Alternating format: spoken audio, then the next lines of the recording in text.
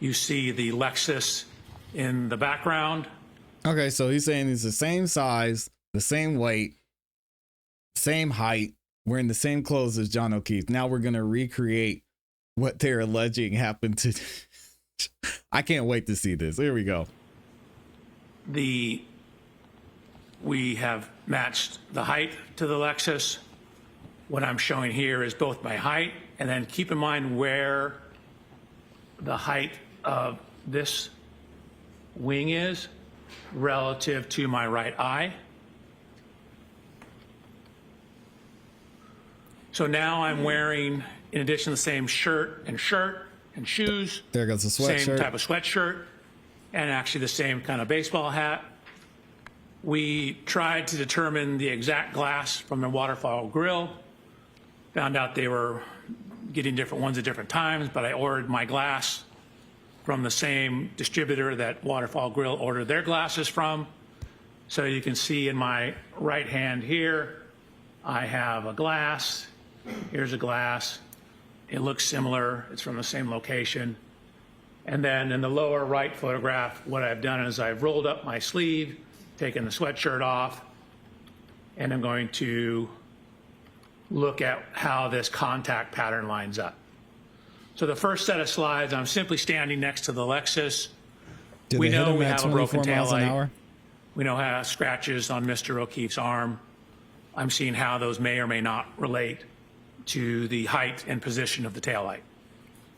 Dr. Welcher, if you could back up one slide, I have a question for you. In the middle photograph, at the top of the Lexus, there's like a rim. What do you call that?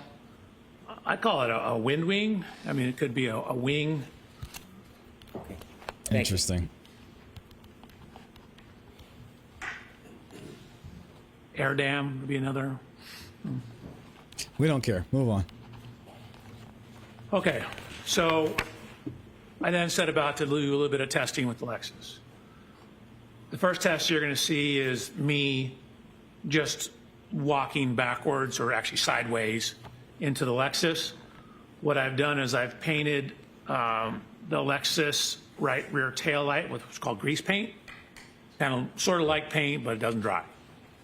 And then I have backed up sideways, side shuffled into the Lexus with my arm out, see what the damage pattern looks like, or basically where someone of Mr. O'Keefe's height's arm would contact the rear tail light. So then what you see is I've shown the photographs again. I show the paint transfer onto my arm. The yellow grease paint on my hand was to show where my hand would hit the tail light. It's still not enough. And so you can even see from this, John's arm is scratched all the way down here. It's scratched here. Walking slowly sideways into it. This is kind the of approximate location of the tail light. It's not funny. And I'll line it up with the broken tail light in a second. Lines up with the approximate location of the lacerations on Mr. O'Keefe's arm. Dr. We do the let same. me ask you a question. I would love to see the defense hire him and say, hey, can you recreate this using a dog bite? And say, is this possible? Could it have possibly been a dog bite? Let's get a dog in here. This is some BS, man. When you're engaging in these demonstrations, are you attempting to try to show exactly how Mr. O'Keefe was struck? Yeah, I want to hear. So we don't know exactly how he was struck. And pedestrian. What do you mean, no? You've got the glass from the waterfall. What? How is he not? All right, I'll let it are go. Extremely sensitive to exact angles. And so where exactly your foot is, whether your foot's off the ground, can have an effect on where you end up after that. We just don't have enough information in this case to determine all that information. We know the taillight was broken. We know the glass was broken. We know we have damage to the rear of the Lexus. We know we have lacerations in Mr. O'Keefe's arm. So I'm trying to see if there's any correlation between all those. Well, can body posture on a clip or a side swipe collision change the trajectory or the injury? Of course. Can the way somebody moves or reacts before impact change it? Objection, Your Honor. Sustained. Would he have been What are able to other break things the that can tail light? change the trajectory of the person and the injuries? So for example, if you get hit and knocked off balance or clipped and knocked off balance, you can take additional steps. That'll affect how far your body travels. If you have one foot on the ground versus the other foot on the ground, affects how the body rotates. If your arm is at 90 degrees or 85 degrees, will affect the kinematics. We attempted to model different possibilities, and we're getting results that were all over the map. This is really embarrassing. Small changes in the pedestrian position give you huge change in the output. And so from the tech stream data, we don't know exactly when in the tech stream data he was hit. So we don't even know the exact impact speed. In most pedestrian reconstructions, you typically have a point where the impact occurred, like where the person was, like in the crosswalk, for example, and they get hit and their tire leaves a rubber scruff. That's called the area of impact or point of impact. You then can look at how far they were thrown and using some laws of physics, calculate how fast the car had to be going. Well, we don't have that in this case. We don't know exactly where Mr. O'Keefe Yeah, was doctor. So on you don't know shit. Get out of here, dude. the roadway when this happened. Sorry, I'm about to go to the next slide. Oh. Without having an exact point of impact or an exact speed or an exact body position, are you able to specifically replicate What about the injuries to the back of actual his head? collision in the way Mr. O'Keefe's body would move? Exactly replicate? No. And again, in terms of how he would move, again, we don't know where exactly on the roadway he started. So in terms of how he moved, that's a function of where he started. We don't know if when he was clipped, he took an additional step before falling backwards. So that will We change don't how far know. you are off the roadway. We So don't know. The Reasonable impact, doubt. which you'll see in a second, even at 2 miles an hour, will induce rotation of the body. So depending on the speed, the higher the speed, the more rotation. So if I may, Oh my gosh, man. so slide 111, this is simply showing where I walk sideways, how this lines up with the location of the lacerations on Mr. O'Keefe's arm. Here's the post-contact scuffing on the taillight. Here's a picture of Miss Reed's vehicle on the right-hand side. So now I said, okay, you know, that was me walking into the car. Let's have the car drive into me. I did this at very low speeds. And you'll see, and we'll throw this from two different angles. That's me showing I'm doing test 2.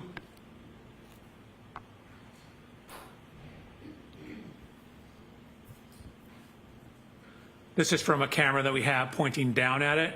This is the speed. You'll see it's only about a 2-mile-an-hour impact. But even a 2-mile-an-hour impact redirects me back and causes me to rotate and take a step.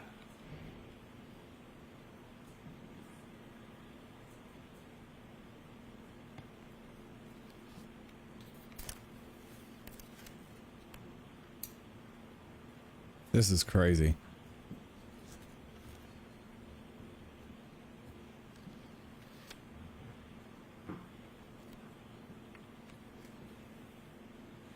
Your Honor, can we approach, please? Yes.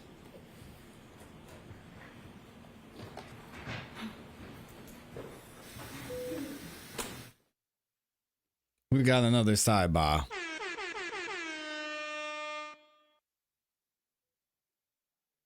Oh my gosh. What a joke. This is an absolute joke. This guy has all this evidence, has all these data points, and still at the end of the day says, well, we don't know. We don't know where the impact point was. We don't know what actually happened. We don't know how fast he was rotating. We don't even know if he was actually hit. Insane. Insane. Go back to Let me rewind this for y'all. This is crazy. or give a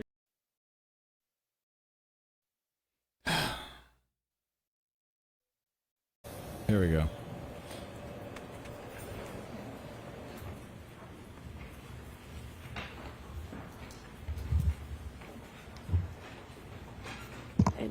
And what slide is this? I think I just can't see it. What slide is this? 114. Thank you. You're welcome. One moment, Dr. Welcher.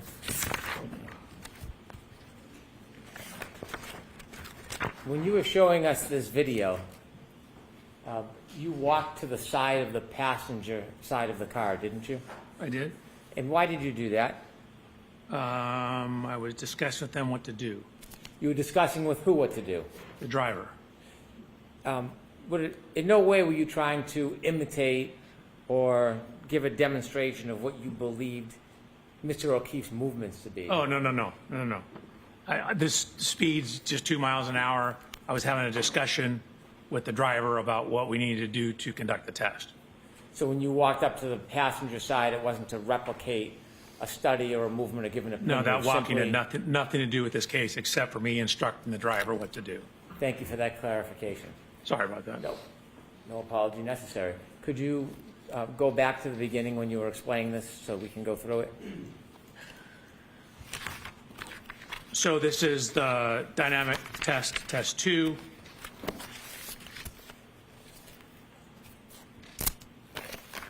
So again, this is the view from behind. Just to avoid the confusion, I will start it here.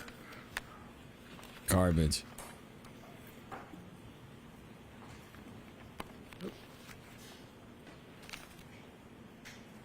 What speed is the car traveling? You can see it.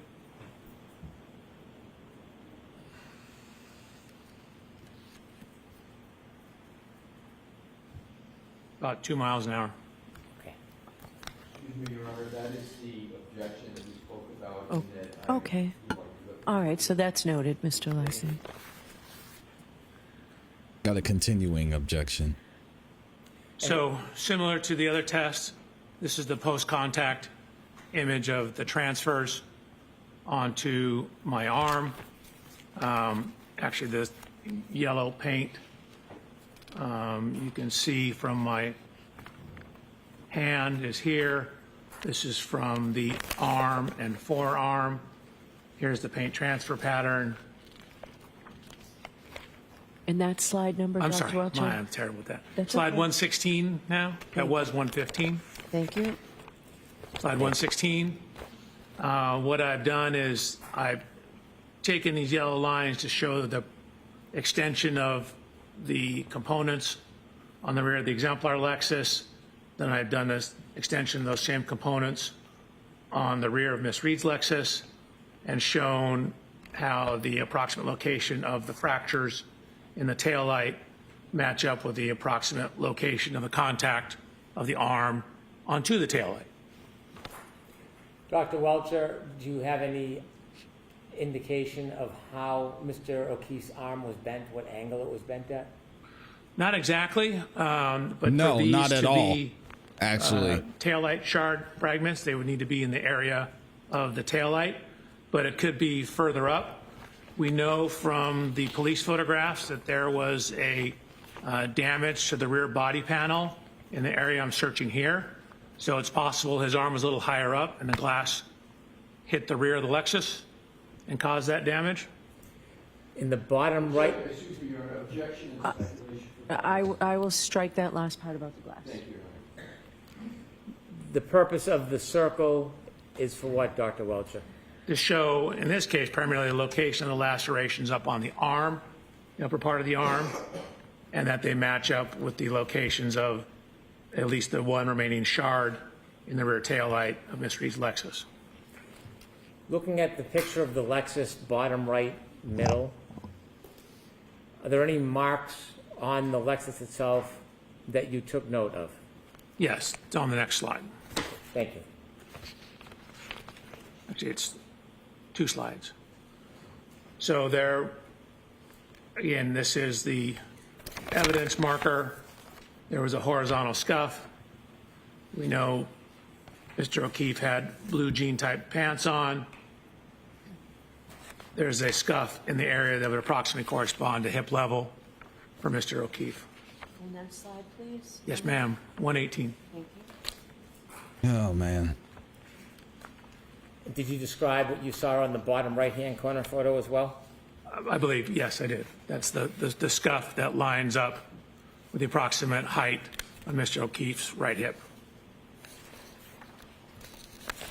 So then I included previous image that you've seen, slide 119, with the reconstructed photograph of the rear taillight, showing where some of the fragments are. You can see where those fragments are relative to the curvature of the taillight. They'd be in the area somewhat centered within the region of the two yellow lines on slide 119.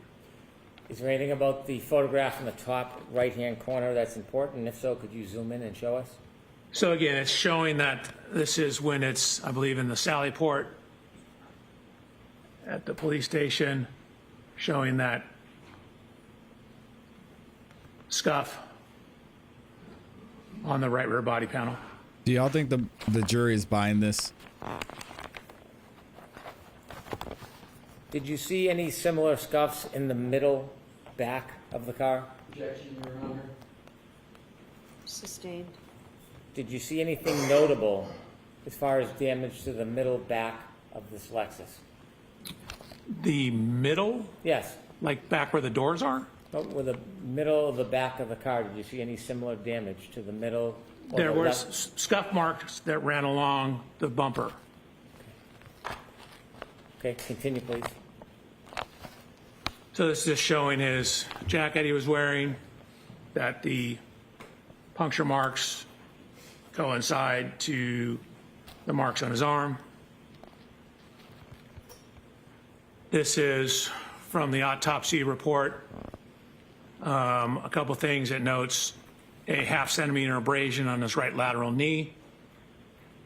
He's got a laceration on his right eyelid.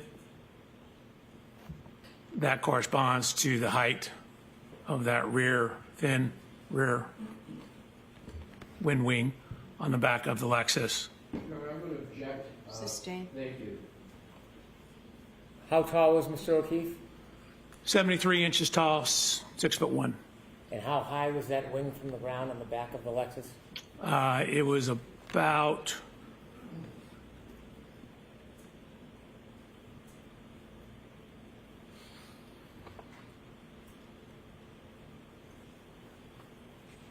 it's about 5 feet 11 inches, maybe 5 feet 10 and a half. Thank you. You're welcome.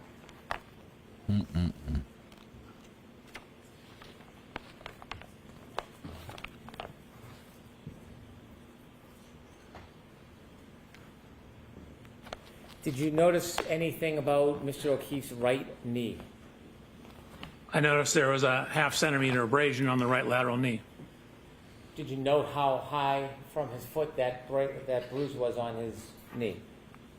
We don't know the exact length of his knee. The abrasion appears to be right here at knee level.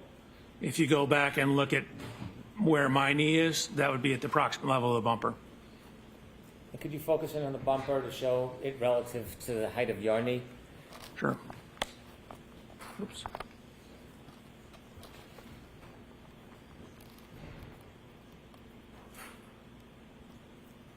So my knee is approximately right here. This is where the bumper is. So the side of Mr. O'Keefe's knee will be in this general area. Okay, thank you. You're welcome.